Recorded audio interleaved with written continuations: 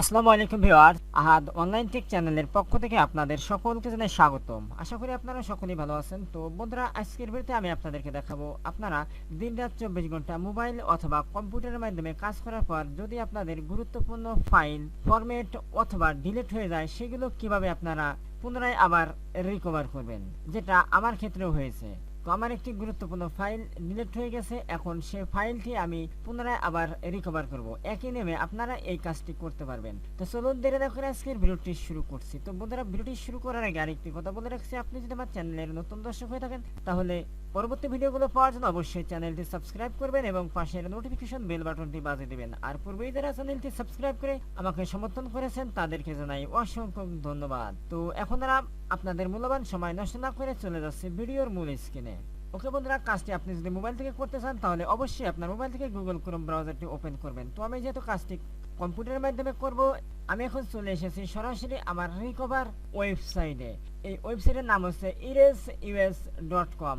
আর আপনাদের সুবিধার জন্য এই ওয়েবসাইটের লিঙ্কটি আমি আমার ভিডিও ডিসক্রিপশনে দিয়ে দেবো। এখান থেকে ক্লিক করে সরাসরি আপনারা এই ওয়েবসাইটে চলে আসতে পারবেন। তো বন্ধুরা, এই ওয়েবসাইটে আসার পরবর্তীতে আপনি যে সমস্ত ফিচারগুলো দেখতে পারবেন, এখানে দেখুন ইউএস ডাটা রিকভারি এবং নিচে দেখুন ফ্রি লেখা রয়েছে এবং তারই নিচে দেখুন লেখা রয়েছে ফ্রি ডাউনলোড। তোকে এখন আমরা সর্বপ্রথম কি করবো, এই সফটওয়্যারটি ডাউনলোড করবো। এই জন্য এখানে দেখুন লেখা রয়েছে ফ্রি ডাউনলোড, এই অপশনে আমি টাচ করে দিচ্ছি।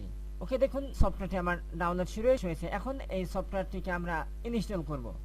তো বন্ধুরা, সফটওয়্যারটিকে ইনস্টল করার জন্য এখন আমি চলে যাব আমার কম্পিউটারের আইকনে। এখন এই দিস পিসি আইকনে ক্লিক করে দিছি। এখন আমরা এটাকে পাবো ডাউনলোডস অপশন, এটার উপরে ক্লিক করে দিছি। তো দেখুন এই যে আমার সফটওয়্যারটি, এখন আমি এটাকে কপি করে নেব। ওকে, এখন কপি করে নিয়ে আমি এটাকে মূল ডেস্কটপের উইন্ডোতে রাখছি। ওকে, এখন এটাকে আপনি দুইভাবে ইনস্টল করতে পারবেন। একটা হচ্ছে এই সফটওয়্যারের উপরে ডাবল ক্লিক করে, আর একটা হচ্ছে এই সফটওয়্যারের উপরে মাউস রেখে আপনি রাইট বাটন ক্লিক করবেন। তারপর এখানে দেখুন লেখা রয়েছে রান অ্যাজ অ্যাডমিনিস্ট্রেটর, এই অপশনে ক্লিক করে।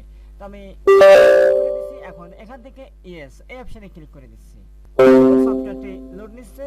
তো বন্ধুরা, এখানে সফটওয়্যারটি ইনস্টল করার পূর্বে আপনার কম্পিউটারে যদি কোনো অ্যান্টিভাইরাস সফটওয়্যার থাকে সেটাকে আপনারা আনইনস্টল করে নেবেন। তো এখন আমি আমার কম্পিউটার থেকে অ্যান্টিভাইরাস সফটওয়্যারটি আনইনস্টল করে দেবো। এই জন্য দিস পিসি অপশনে ক্লিক করে দিচ্ছি। এখন এখান থেকে চলে যাব আমার কম্পিউটারে। এখন এখান থেকে দেখুন লেখা দেখতে পাচ্ছি uninstall or change a program, এই অপশনে ক্লিক করে দিচ্ছি।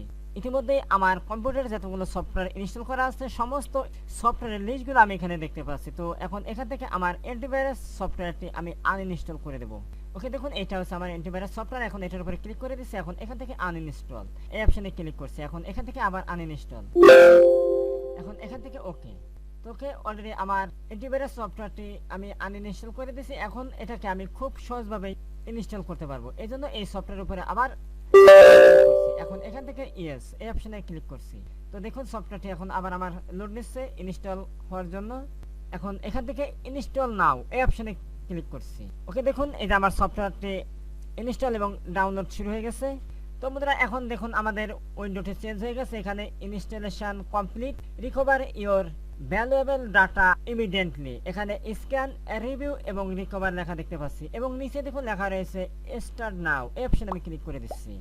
স্টার্ট নাও অপশনে ক্লিক করার পরবর্তীতে এখন আমার কম্পিউটারের যতগুলো ড্রাইভ আছে সমস্ত ড্রাইভ এখানে দেখা যাচ্ছে। তো আপনার ডাটাগুলো কোন ড্রাইভে ছিল আপনাকে সর্বপ্রথম সেই ড্রাইভটি সিলেক্ট করে নিতে হবে।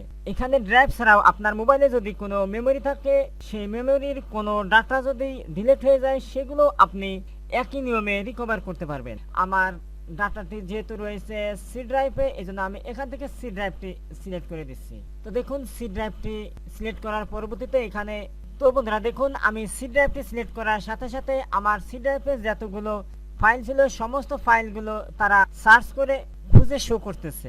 তো বন্ধুরা, সি ড্রাইভ থেকে আমার এ যাবৎ যতগুলো ফাইল ডিলিট হয়েছে সেই ডিলিটের সংখ্যা আমরা এখানে দেখতে পাচ্ছি। ডিলেক্টেড ফাইলস 397 এবং আদার্স লস্ট ফাইল এটা, এক্সিস্টিং ফাইল এটা, এবং নিচে দেখুন লেখা দেখা যাচ্ছে by file type, picture, videos, document, audio and others. আর বন্ধুরা, এই সফটওয়্যারটি ফাইল রিকভার করার জন্য খুবই জনপ্রিয়। এটার মাধ্যমে আপনি একদম সহজভাবে আপনার যে কোনো হারিয়ে যাওয়া ফাইলকে রিকভার করতে পারবেন। তো বন্ধুরা দেখুন আমার সি ড্রাইভটি স্ক্যানিং করে তারা কতটি ফাইল পেয়েছে সেটা এখানে দেখে দিচ্ছে।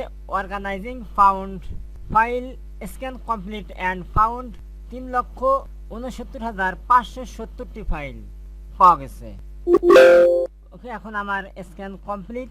এখন এখান থেকে আমরা যে ফাইলটি রিকভার করব সেটাকে সিলেক্ট করে দেব। তো আমি যেহেতু ভুল করে ভিডিও ডিলিট করে দিয়েছিলাম, সেই ক্ষেত্রে এখন আমি আমার ভিডিও রিকভারের জন্য ভিডিওতে ক্লিক করছি।